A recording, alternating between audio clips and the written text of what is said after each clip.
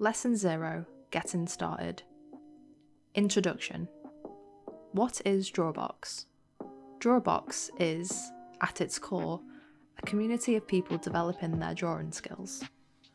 Our members range from total beginners to self-taught artists seeking more structured ways to practice, to established artists looking to sharpen their skills.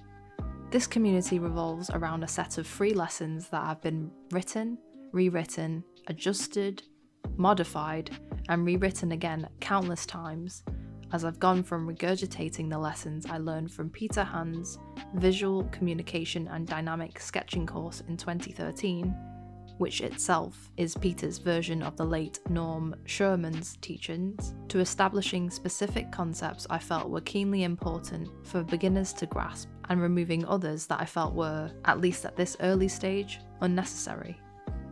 Drawabox's goal is to provide beginners with a strong foundation and to equip them with the things a lot of other courses and tutorials tend to take for granted. It is not going to make you a professional on its own, but it will teach you how to practice, how to use the resources available to you on the internet, and equip you with the tools and skills you need to take advantage of them. Think of Drawabox as one big tutorial zone in a sandbox game. It'll take a while to get through it, but once you're done, you'll be ready to enter a world full of fun and interesting sources of instruction. Why is Drawabox free? To keep it short, I made Drawabox because when I was trying to learn how to draw, all the resources I could access on the internet seemed to focus on the fun stuff, and all of it assumed I had this wealth of knowledge under my belt. It was easy to mistake that for a lack of talent, a nonsense concept we'll get into later. But it wasn't until much later, when I invested the time and money into learning from excellent instructors, that I learned I had been playing with my hands tied behind my back. Unfortunately, not everyone has the opportunity nor the flexibility to move across the continent for 6 months, as I did, and as a result, we can't really know just how many people decide art is not a reasonable pursuit for them without giving it a shot. So, Drawabox was my attempt at making the boring basics as accessible as possible. The best way to do that, of course, is to release it for free. Now, several years down the road, it is a lot of work. Between keeping the website and lessons up to date, doing homework critiques, and managing the community as a whole, it's grown to be a huge chunk of my life. Fortunately, I haven't been doing it unpaid. Contrary to what some people may assume, I don't believe offering material for free and getting paid for it are mutually exclusive. I've been able to do both. Drawabox is supported in the following ways. Patreon. This is the biggest source of funding, and it's a mixture of people looking to have their homework reviewed by me and my teaching assistants, and those who just want to give back and show their gratitude in the form of regular monthly donations towards the project. This latter group helps keep the prices for critiques very low, as the cost is spread out, allowing us to keep it as accessible as possible. Ad revenue, from the banners on the website, the ads on the YouTube channels, and the Amazon affiliate links in the recommendations at the bottom of each web page. More recently, we've been importing and selling fine liners. We noticed that students were sometimes having a hard time finding packs of just one size, or packs that were reasonably priced. So by sourcing high quality pens ourselves, we've been able to sell them for far cheaper than comparable pens, while still making some additional revenue. I found that when you give something for free, people tend to gather around it, and a community forms.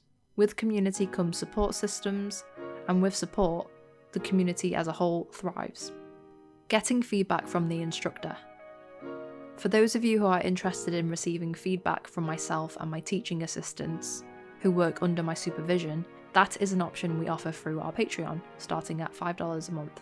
But these official critiques are subject to a number of strict requirements.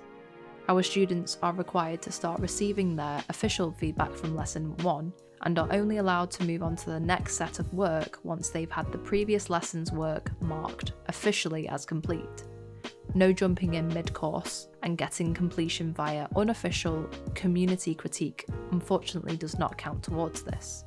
All the recommendations made in the lessons, prerequisites, tools, etc., are now hard requirements for those submitting for official critique. All submissions for official critique must include all assigned homework for a given lesson. Some lessons have multiple sections, like lesson 1 has lines, ellipses, and boxes. All the sections must be included in the submission. There is a 2-week waiting period between homework submissions in order to ensure that students are not being encouraged to rush through their work. Our goal with these official critiques is to both provide those looking for more structured training a way to receive it, as well as to be able to provide the community with more appropriately trained individuals who can then help others. We want to provide that at as accessible a price as we can. By sticking to these strict requirements, we can help as many people as possible because each requirement helps simplify the critiquing process. The more time and effort we save, the more people we can provide with feedback with the resources we currently have. If you're on the fence about whether you want to participate in this official critique program, you have until the completion of Lesson 1's homework to decide. If you choose not to, you can still take advantage of the free community feedback via the community platform on the website, our subreddit, and on our Discord chat server, where the requirements are not quite so strict. Just keep in mind that if you do change your mind, you will have to start over. This is not necessarily a waste of time, as many people have gone through this course multiple times, either in part or in full, and have benefited from it, but it is something you may want to keep in mind. All official critiques are done through the community platform on this website. Signing up on the Patreon, in the future we hope to offer other methods such as PayPal, will get you credits, which are then spent on your submissions. On the submission form, you'll just be sure to select Submit for Official Critique, and you'll be shown the credit cost of the given lesson, along with the various requirements you must meet. Your first couple submissions will cost 1 credit, but later ones increase in cost based on how much more effort is involved in critiquing them. Just keep in mind that Patreon charges upfront, and on the first of the next month. You'll get your credits for each charge, but if it's the end of the month and you don't want to get charged twice so close together, you may want to wait until the first of the next month. Patreon tells you when you're going to be charged next during the checkout process, but not a lot of people notice it. On the next page, let's look at just how a lot of students tend to think about drawing, what they are and aren't ready for, and what keeps holding them back.